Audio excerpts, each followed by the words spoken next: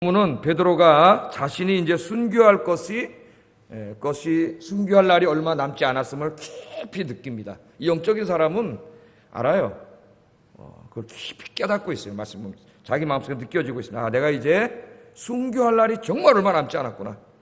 순교할 날이 가까웠다는 건 뭐예요? 이 땅에 숨쉬고 살아있을 날이 정말 얼마 남지 않았다. 그걸 깨닫고 마지막으로 이 지금의 터키 북쪽 지방에 흩어져 있는 교회 성도들에게 부탁하는 말씀입니다. 그러니까 유언과 같은 말씀이죠. 이 사도 바울에게 있어서 디모데 후서가 유언의 말씀이라면 베드로에게 있어서는 이 베드로 후서가 순교를 앞두고 기록한 유언의 말씀이라고 그렇게 우리가 알면 되겠습니다. 이 말씀 속에는 성도들을 걱정하는 한 목회자의 안타까운 마음이 담겨 있어요. 안타까움. 그래서 제가 베드로후서 묵상하면서 은혜를 많이 받았습니다. 은혜를 받았어요. 야, 이렇게 목회를 해야 되겠다. 그런 생각이 들었어요. 자기의 삶이 얼마 남지 않은 것을 강하게 느끼면서 성령께서 알게 하시는 거죠. 아, 내가 이제 죽을 날이 얼마 안 남았구나. 그럼 내가 이 남은 인생을 뭐 하지? 당연히 그럴 거 아닙니까? 그것을 성도들에게 복음의 진리를 가르치는 일에 마지막으로 다 쏟아붓고 가는 한 사람, 그 사람 베드로입니다. 그래서 오늘 이 말씀을 좀 한번 생각해 보기를 원하는데, 자, 오늘 그 12절 말씀을 한번 읽어보세요. 12절 읽어보겠습니다. 베드로가 간절히 지금 원하는 게 뭔지, 성도들에게 간절히 원하는 게 뭔지 한번 12절 읽어보겠습니다. 시작.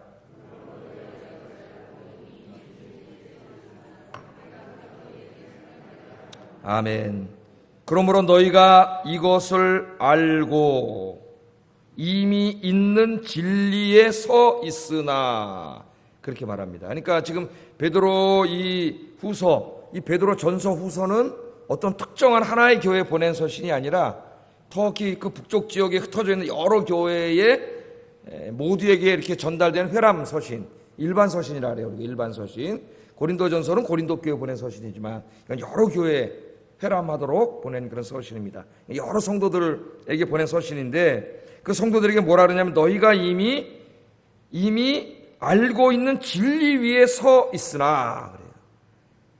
그러니까 이 성경이 가르치는, 혹은 예수님께서 가르친 복음의 진리 위에 그들이 이미 그 진리를 받아들였고 그 진리 위에 굳건히 서서 신앙생활하고 있다는 것을 내가 안다, 그런 말이죠. 우리 아영교 성도님들이 복음의 진리를 알고 아멘으로 받아들였고 그 위에서 신앙생활하고 계시기 때문에 오늘 금요기도회에 나온 줄로 믿습니다. 그걸 내가 안다. 근데 거기서 끝나지 않아요. 그건 내가 알지만 그 다음에 뭐라 그래요?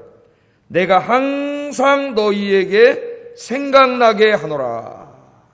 너희가 이미 알고 있지만 복음의 진리를, 그 복음의 진리를 어떻게 한다고요? 항상 생각나게 하기를 원한다는 거예요. 왜 그럴까요? 잊어먹거든요.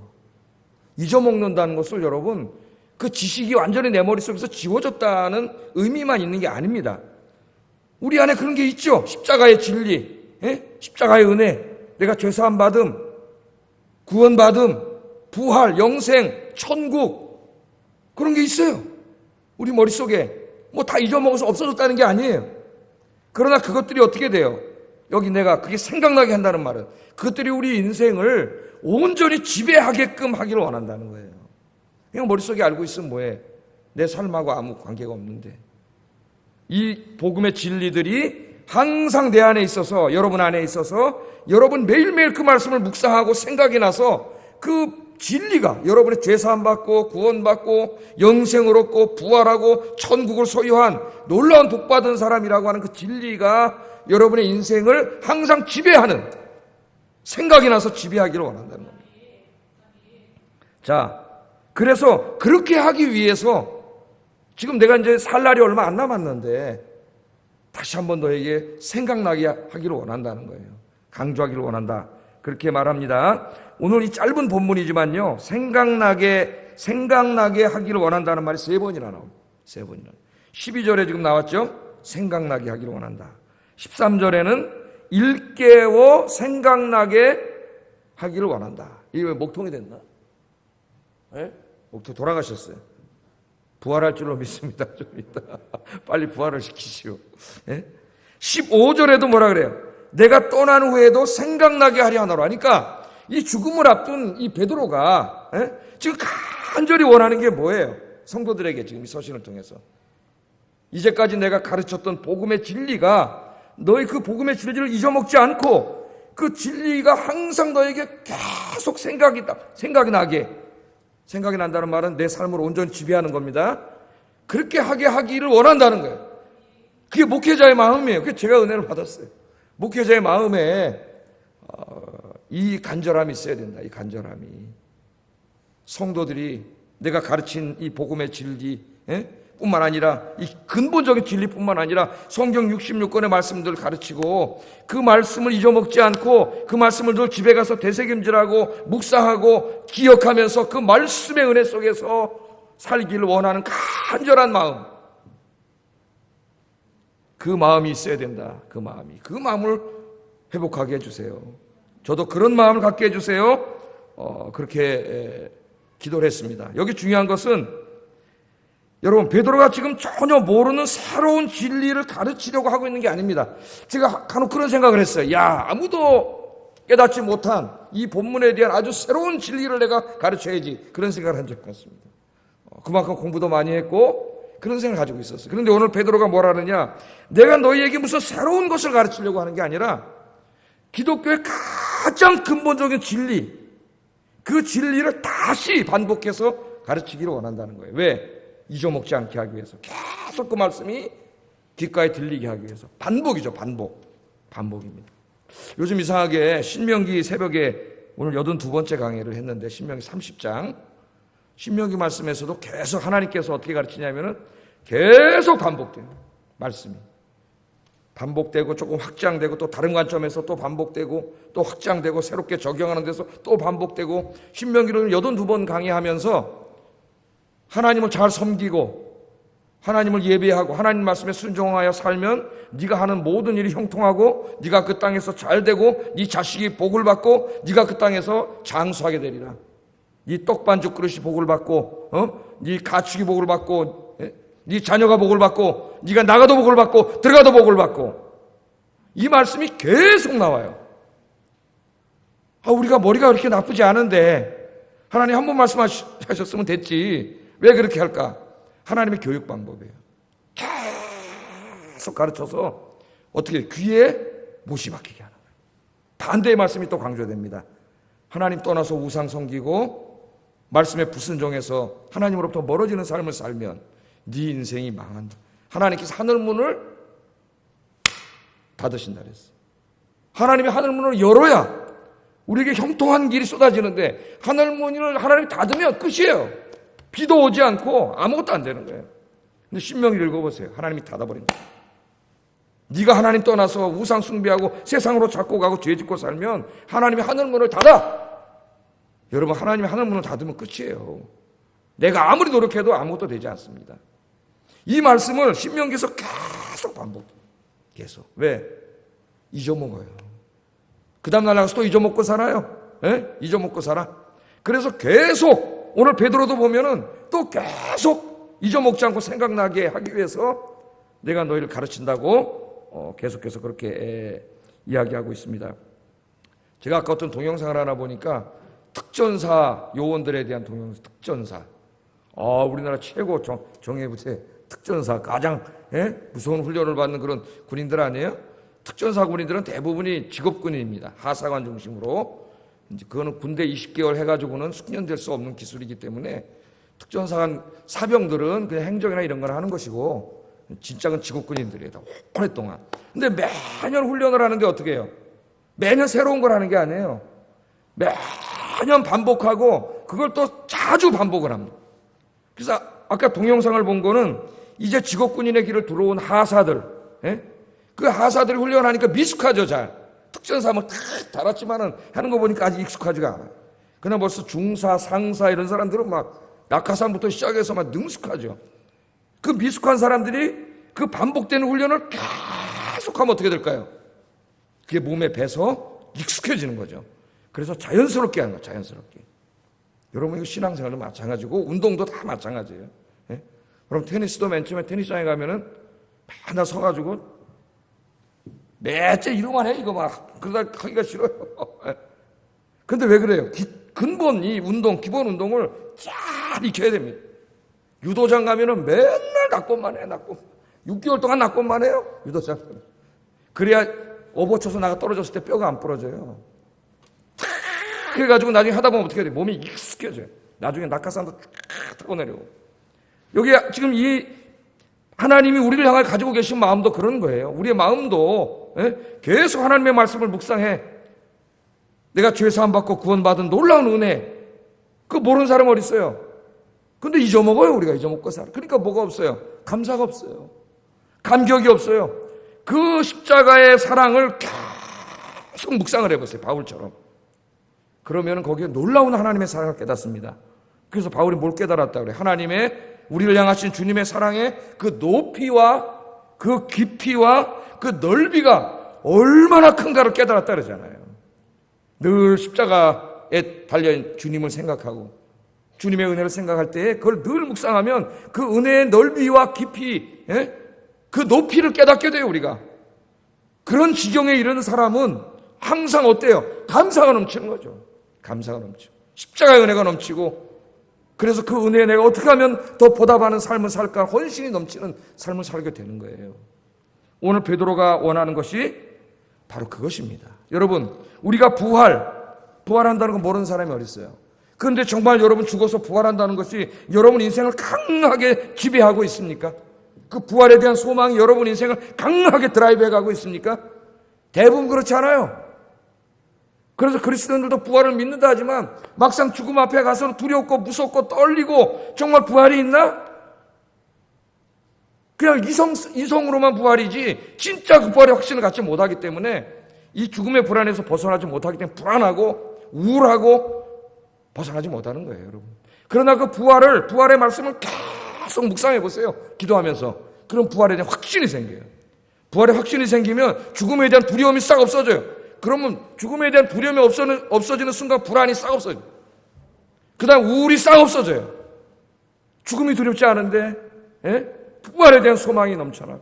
천국, 나 죽어서 천국 간다는 거 모르는 사람이 어디 있어요? 그러나 여러분 정말 그 천국에 대해서 깊이 묵상해 본 적이 있습니까?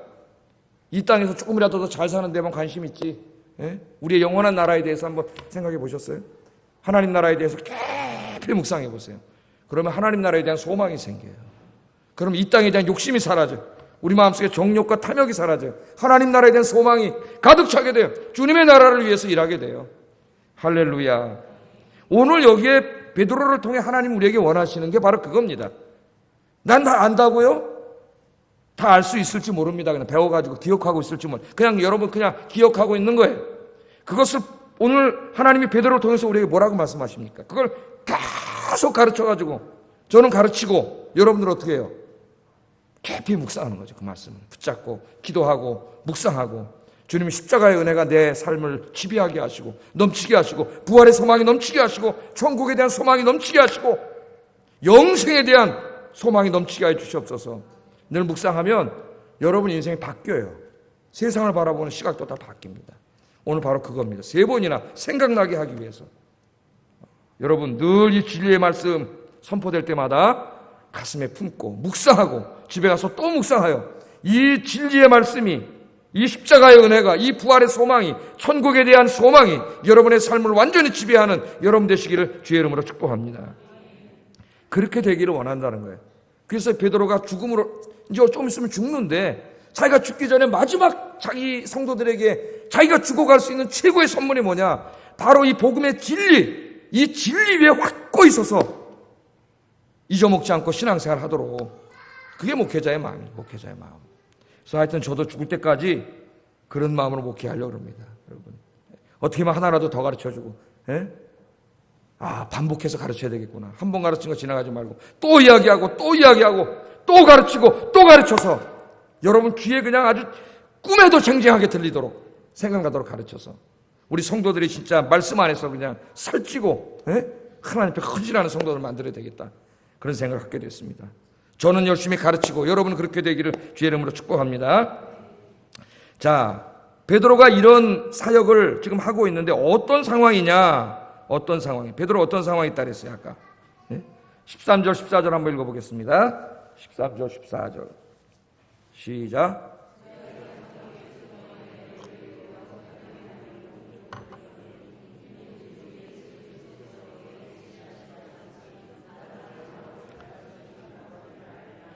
베드로가 뭐라 그래요? 주 예수 그리스도께서 내게 지시하신 것 같이 나도 장막을 벗어날 것이 임박한 줄 알고 있다. 이런 말씀을 놓치면 안 돼요. 베드로가 지금 어떤 상황에 있는 걸 자기가 깨닫고 있는 거죠. 주 예수 그리스도께서 지시한 것 같이 장막을 장막은 여기서 이 육신을 말하는 거예요. 이 육신을 벗어나니까 죽는 거죠. 그게 얼마 안 남은 줄 안다 그렇게 말합니다. 예수님이 언제 가르쳐 주셨어요? 요한복음 21장 18절 19절에 보면 이제 예수님이 부활하시고 베드로 찾아와서 네가 날 사랑하느냐 3번 물어보신 다음에 내가 주를 사랑하는 줄 주님이 아십니다. 그랬더니 내 양을 치라, 내 양을 먹이라 하는 그 목양의 사명을 주셨죠. 베드로에게 주시면서 하신 말씀이 이거예요. 읽어보겠습니다. 지금 그 말씀이 생각난다는 거예요. 읽어보겠습니다. 시작.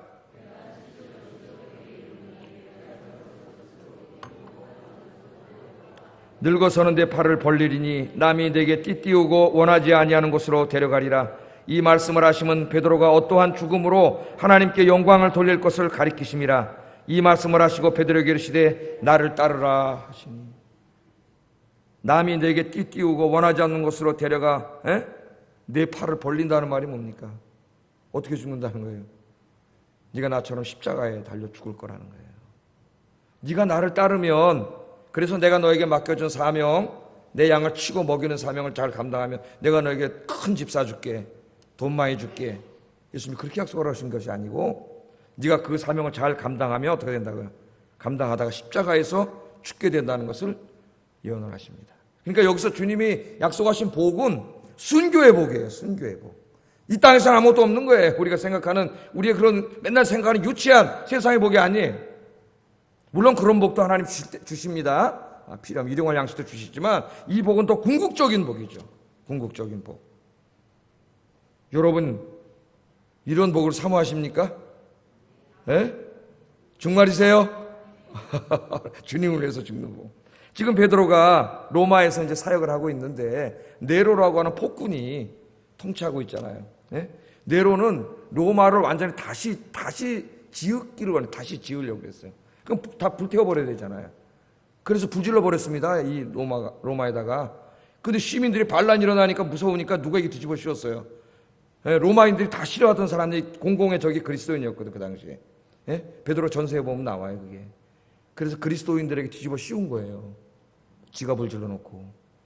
그래서 그리스도인들을 잡아다 죽이는 핍박을 했죠. 그때 베드로가 거기 가서 로마에 가서 사역을 했단 말이에요.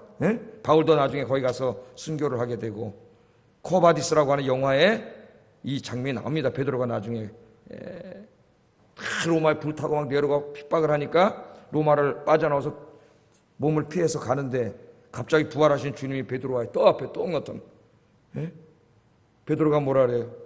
코바디스 도미네. 그 유명한 말 합니다. 코바디스 도미네. 주님 어디로 가십니까? 그랬더니 예수님이 뭐라 그래요? 로마로 간다. 네가 내 양들을 버리기 때문에 내가 로마에 가서 다시 십자가를 지겠다. 베드로가 깜짝 놀라죠. 성경에는 없는 얘기입니다. 영화 얘기예요. 주님, 내가 가겠습니다. 그리고 돌아가는 그 영화의 그 유명한 장면이 나오잖아요. 지금 이 로마에서 사역하면서 이 주님의 말씀이 딱 생각이 난다는 거예요. 이게 그 말입니다. 지금 이 말씀이. 주님의 말씀이 생각난다는. 주 예수 그리스도께서 내게 지시하신 그 말씀이 생각난다는 것은, 내가 이제 곧 십자가에서 순교할 날이 얼마 남지 않았구나. 그걸 안다는 겁니다. 여러분, 그러면 여러분 어떻겠어요? 십자가에서 매달려 죽는다는데. 얼마나 두려웠겠습니까? 얼마나 고독하고 외로웠겠습니까? 보통 사람 같으면 아마 자기 일 걱정하는데 빠져가지고 무슨 사명이고 뭐고 무서워가지고 그냥 살려주세요 하나님 그랬을지 모르겠어요. 천국에 대한 소망을 계속 묵상하지 않은 사람은 이렇게 할 수 없습니다, 여러분. 그래서 아까 어떻게 하라 했어? 계속 기억하고 묵상하고 기억하고 묵상해야 돼. 그러면 천국에 대한 소망이 확 생겨요. 제가 오래전에 부목사로 섬길 때 저희 교구에 29살 먹은 자매인데 결혼하지 않았습니다. 그런데 암 4기 판정 받아서 사형선고를 받았어요. 제가 한번 설교할 때 한번 얘기한 적이 있는데, 그 제가 신방을 가야 되는데 도저히 가서 제가 뭐라고 말을 할 수가 없어요. 이 젊은 경험이 없는 목사로서 30대 중반에. 그래서 병원에서 사역하시던 목사님, 삼성병원 거기 원목으로 있는 목사님, 그 홍성교회 그 부목이 거기 하거든요. 같이 좀 갑시다. 그래가지고 같이 갔어요. 이걸 했는데 어느 날 이제 정말 떠나기 전에 제가 또 신방을 갔는데, 이 자매가 천국에 대한 확신이 너무 있고 죽음에 대한 두려움을 극복하고 천국에 대한 소망이 너무 있는 거예요. 깜짝 놀랐습니다. 깜짝 놀랐어요. 목사 드리기가 힘든데 어떤 일이 벌어졌나 그랬더니 그 고모가 권사님이신데 저희 또 교구 구역장님이셨어요. 매일 가서 천국에 대해서 이야기해 준 거예요. 죽음을 두려워하지만 천국이 있다, 하나님. 그래서 이 천국에 대해서 계속 들으면서 이 자매 마음속에 천국에 대한 확신이 생겼어요. 그리고 이제 진짜 갔습니다. 천국에. 장례식까지 다 치렀어요. 저는 그 아버지가 그 당시 교회 잘 안 나왔는데 이제 어머니 하나님 엄마가 안 나올 줄 알았는데 그 딸이 죽은 다음부터 교회를 나오기 시작합니다. 신앙생활을 하기 시작하는 거예요. 딸이 너무나 당당하게 그렇게 죽는 모습을 보고 그 하나님의 섭리를 다 알 수가 없다. 알 수가 없다. 난 그 아버지가 다시는 교회 나가더니 저렇게 돼서 소리가 안 나올 줄 알았는데 교회를 나오더라는 거예요. 하나님 앞에. 그 천국에 대한 확신이 어떻게 생겼을까요? 계속 꼬모 가서 가르쳐 주니까, 계속 묵상을 하니까 확신이 생기는 거예요. 지금 오늘 이 말씀이 그런 말씀입니다. 여러분, 베드로도 역시 자기 자신이 늘 천국과 하나님에 대해서 늘 묵상하고 그 너무나 생생한 확신이 있기 때문에 이 순교하는 이 순간에 두려워하지 않고, 그렇다면 내가 얼마 남지 않은 이 시간에 무엇을 할까? 하나님을 위해서. 내 남겨진 시간 너무 소중하잖아요. 얼마 안 남았는데 이제 뭘 하다가 죽어야 되는가? 그거를 지금 생각하고 있습니다. 오늘 특별히 여러분 이 13절을 다시 한번 보고, 13절 말씀 여러분 성경책 13절 시작.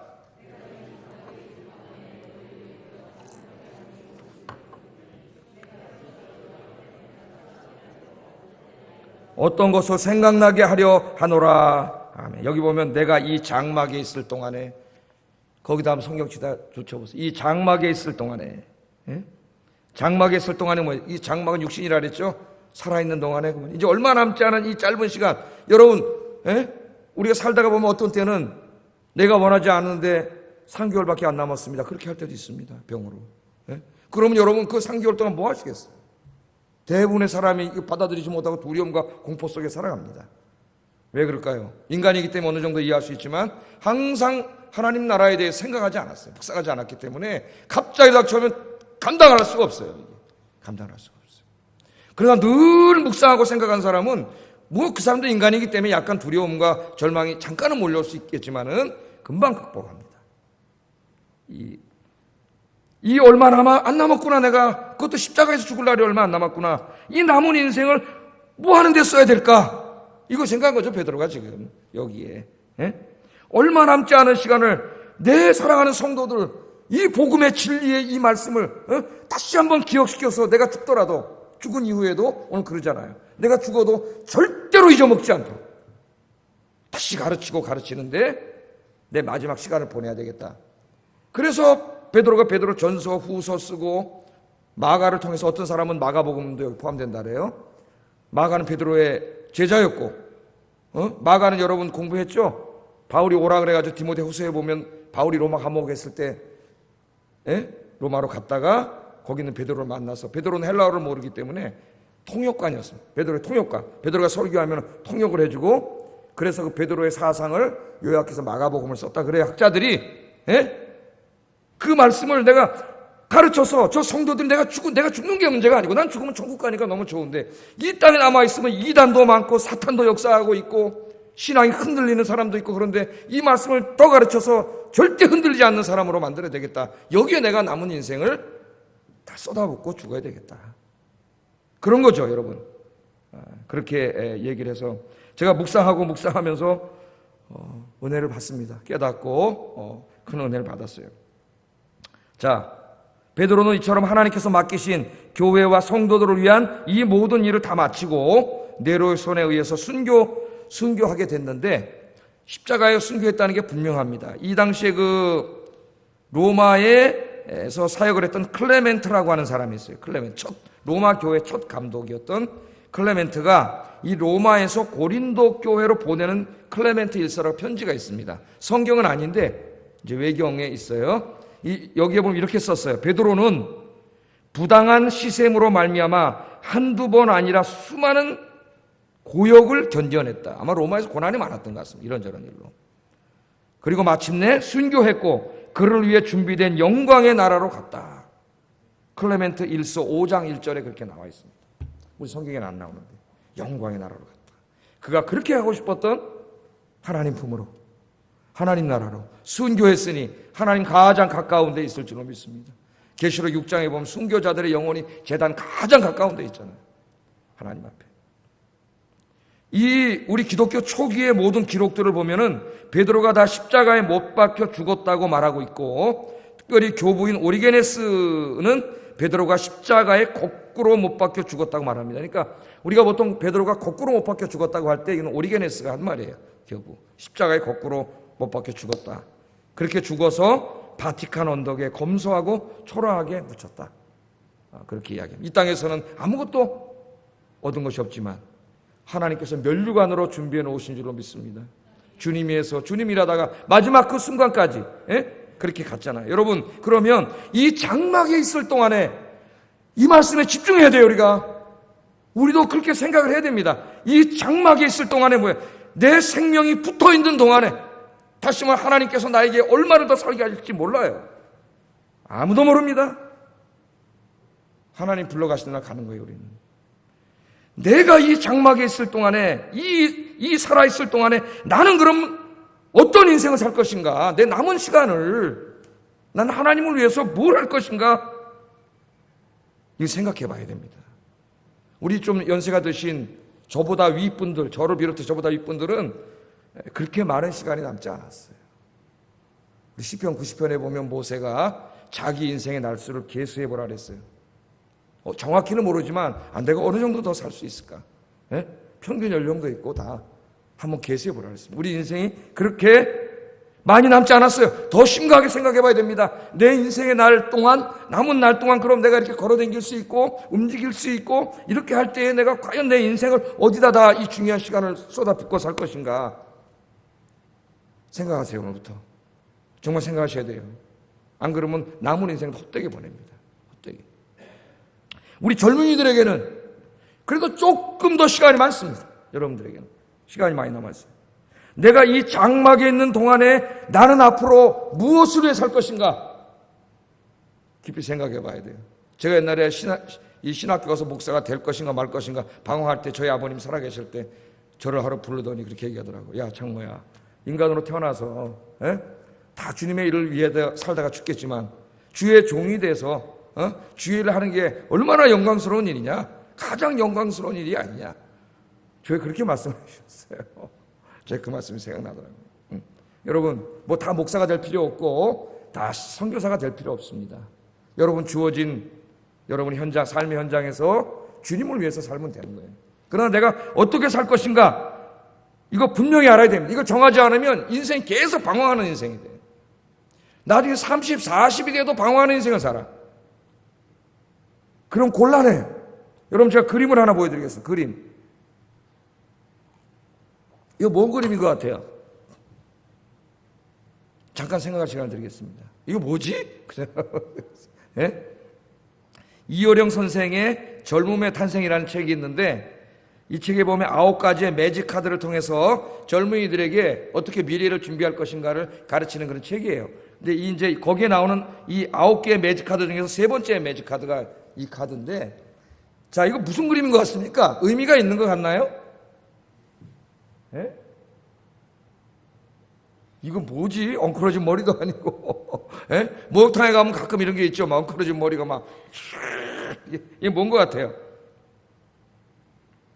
이 그림은요, 한 생태학자가 개미의 움직임을 추적해서 그 동선을 따라 그린 그림입니다. 개미.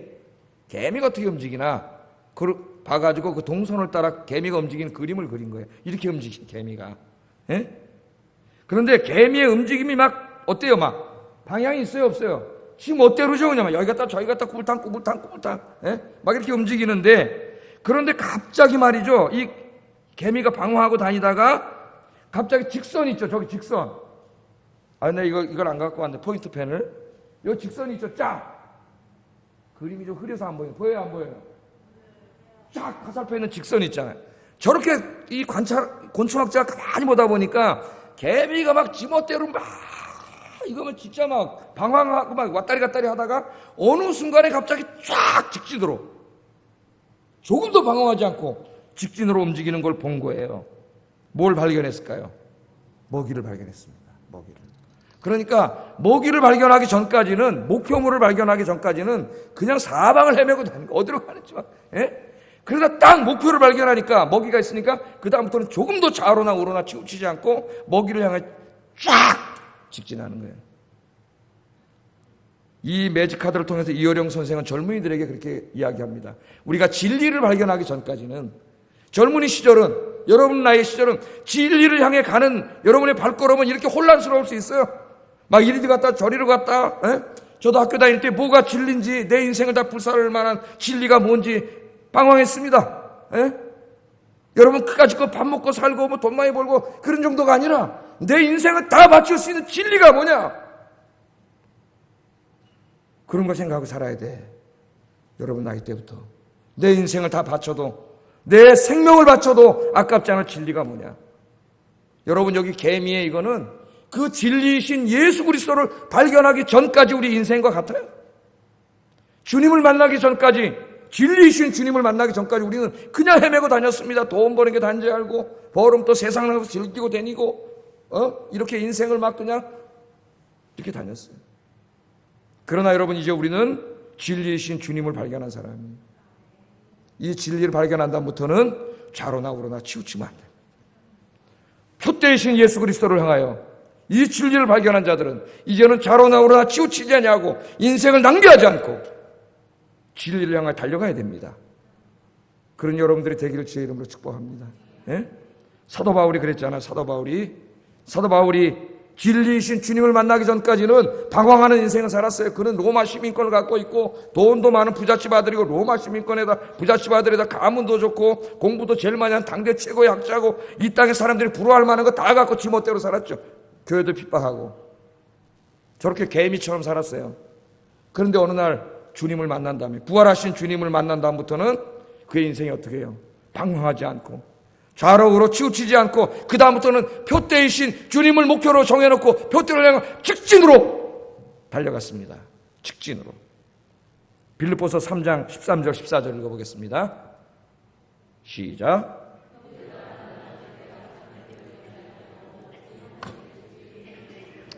앞에 있는 것을 잡으려고 표대를 향하여 그리스도 예수 안에서 하나님이 위해서 부르신 부름의 상을 위하여 달려가노라. 아멘. 여러분 100m 선수들, 100m 선수 달리는 거 봤죠?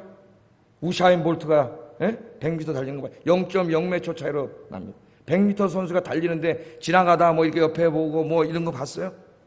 아니 나 좀 이렇게 갈지 자르고 가야지 그러는 거 봤어요? 100m 선수는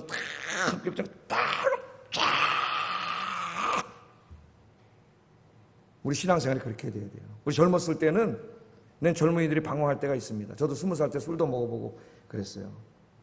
방황할 수 있다고 봐요.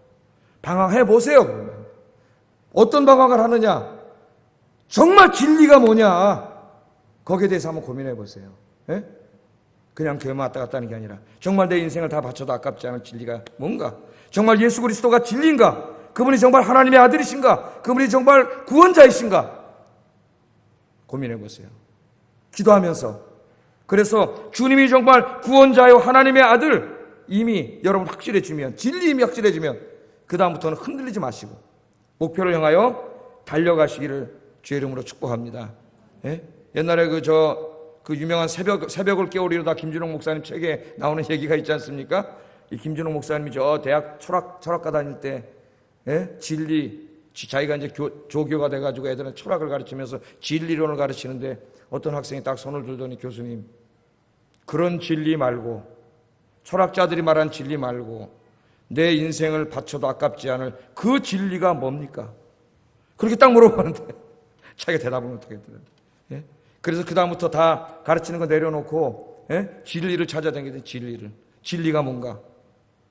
진리가 뭐냐 찾아다니는데 어느 날 저쪽에 보니까 무슨 저 니역과에다가 고물 장사하는 사람이 젊은이인데 또 이렇게 끌고 이렇게 가더라는 거 아니에요? 그래서 거기 갔더니 체크 뒤에 보니까 순수 이성 비판 독일어판이 딱 뒤에 있더라는 거예요. 깜짝 놀라서 얘기를 해봤더니 이 사람은 서울대 철학과 다니는 친구인데 이 친구도 지금 진리가 뭐냐 진리 찾아서 니아카 끌고 나온 거예요. 나는 그런 젊은이들의 우스꽝스러울지 모르지만은 난 그걸 귀하게 봅니다. 귀하게. 나는 젊을 때부터 21살, 20살, 22살 때 주식 투자해서 돈 벌어 20살에 대박 터졌다. 난 이런 소리 하지 말았으면 좋겠어요, 애들에게. 여러분 나이에 정말 진리가 뭔가에 대해서 고민해야 될 나이야. 방황하더라도. 네? 그게 나중에 이 김준홍 목사님 자기 학교 선배를 통해서 전도를 하는 요한복음 14장 6절 내가 곧 길이요 진리요 생명이니 나로 말미암지 않고 아버지께로 갈 자가 하나도 없느니라. 그 말씀에 자기가 구원을 받고 예수를 믿게 되고 진리가 예수님이 진리시구나 깨닫게 됐다는 거 아니에요? 그 다음부터 방황하지 않고 주님을 향해서 달려갔습니다. 오늘 혹시 우리 젊은이들이 여러분 뭐 직장에 다닐 수도 있고 여러분 하고 싶은 일 다 할 수 있지만 그 일을 하는 목표가 그냥 돈 벌고 무슨 집 하나 이 정도 그거는 우리 기독교인의 목표가 아니에요. 그것도 하나님 주세요 여러분에게. 그러나 그것보다 더 높은 목표 주님을 위해 달려갈 수 있는 여러분 되시기를 주의 이름으로 축복합니다. 마지막으로 한 가지만 더 살펴볼 텐데 14절 15절에 보면 나도 장막을 벗어날 것이 임박할 줄을 아노라. 15절에도 내가 이 장막에 있을 동안에 여기 장막은 텐트예요. 텐트. 군용 텐트. 군인들이 훈련 나갔다가 밤이 되면 하룻밤 얼른 군용 텐트 치고 잡니다. 그 다음에 아침에 다시 걷습니다. 여기 이 장막이 바로 군용 텐트예요. 그 군용 텐트는 뭐예요? 아침에면 걷는 거예요. 우리의 이 장막이라는 게 그렇게 길지 않다는 거예요. 이거 걷을 날 있어요. 얼마 남지 않았어요. 하룻밤밖에 안 되는 짧은 인생입니다. 우리의 삶이 육신의 장막은 철거돼요. 그러나 이 모든 것으로 끝나는 게 아니라 하나님이 주신 준비하신 새로운 장막이 있다. 고린도후서 5장 1절 2절 읽어보겠습니다. 시작.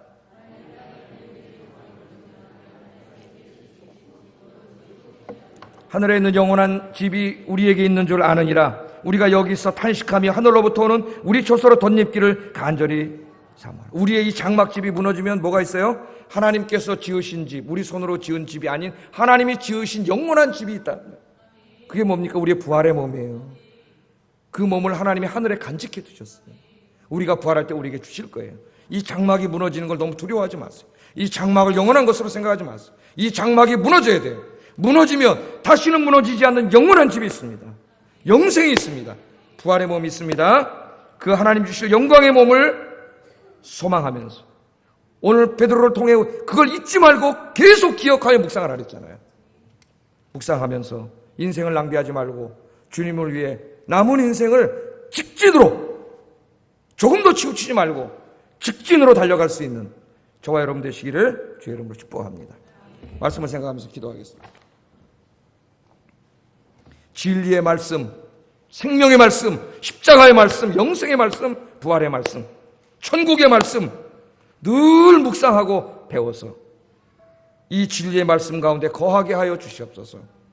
두 번째, 우리의 생명이 다하는 그날까지 내 인생의 세월을 아껴서 방황하지 않고 하나님 맡겨준 사명들을 잘 감당하며 살게 하소서. 주님이 주실 영광의 몸을 기억하면서 이 몸에다 다 소망 두지 말고 영광의 몸, 영원한 몸을 생각하면서 주를 위해 살게 하소서. 우리 기도하겠습니다. 사랑과 은혜가 충만한